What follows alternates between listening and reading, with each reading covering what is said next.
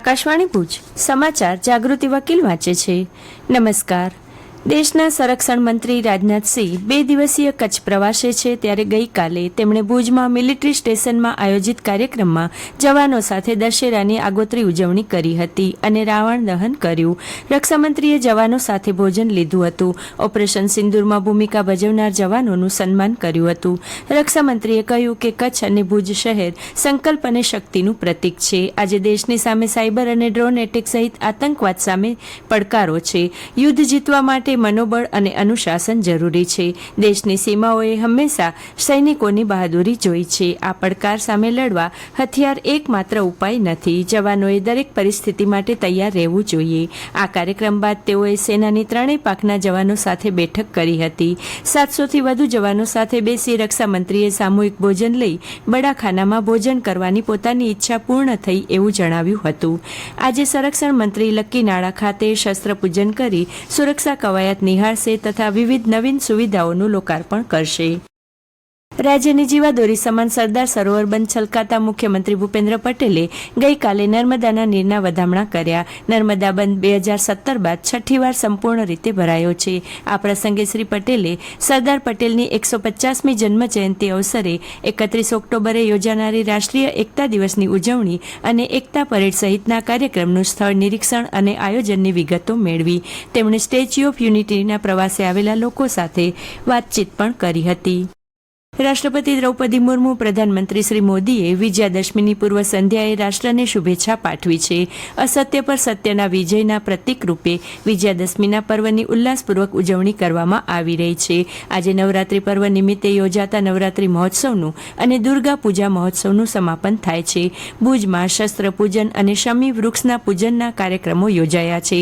રાષ્ટ્રીય સ્વયંસેવક સંઘના 100મા સ્થાપના દિન નિમિત્તે વિવિધ કાર્યક્રમોનું આયોજન થયું છે. તો સાંજે વિવિધ સ્થળે રાવણ દહનના કાર્યક્રમો યોજાશે.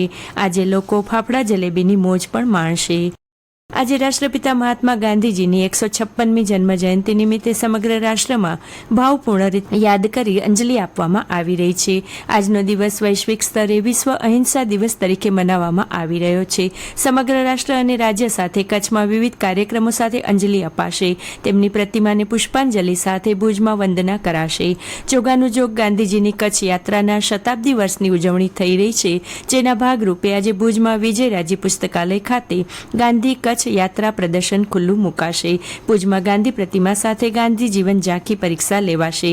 દેશના બીજા પ્રધાનમંત્રી લાલ બહાદુર શાસ્ત્રીની આજે 121મી જન્મ જયંતિ છે. ભુજમાં તેમની પ્રતિમાને હારારોપણ કરી અંજલિ અપાશે.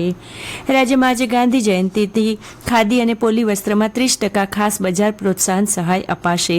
સ્વદેશીના પ્રતીક ખાદીને પ્રોત્સાહન આપવા સરકારે આ મહત્વનો નિર્ણય લીધો છે, જે લાભ 31 ડિસેમ્બર 2025 સુધી વળતર તરીકે મળશે. સમગ્ર દેશ સાથે કચ્છમાં પણ લોકો આજે ખાદી ભંડાર ખાતે આ ખાસ ઓફરનો લાભ લઈ ખાદીની ખરીદી કરશે.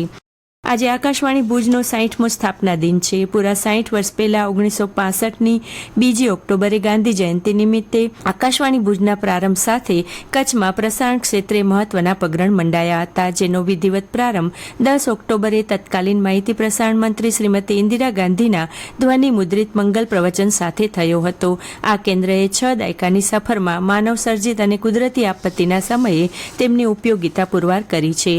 રાજ્યમાં સર્જાયેલ 3 અલગ અલગ સિસ્ટમના પ્રભાવથી જિલ્લાના છૂટાછવાયા વિસ્તારોમાં છેલ્લા 3-4 દિવસથી ઝરમર ઝાપટા સ્વરૂપે વરસાદ પડી રહ્યો છે.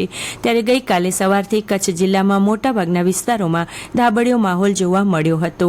કચ્છ પર સર્જાયેલ સિસ્ટમ ડિપ્રેશનમાં ફેરવાય તેવી સંભાવનાના પગલે કચ્છના અખાત દરિયાકાંઠાના વિસ્તારોમાં પવનની ઝડપ વધવાની સંભાવના છે.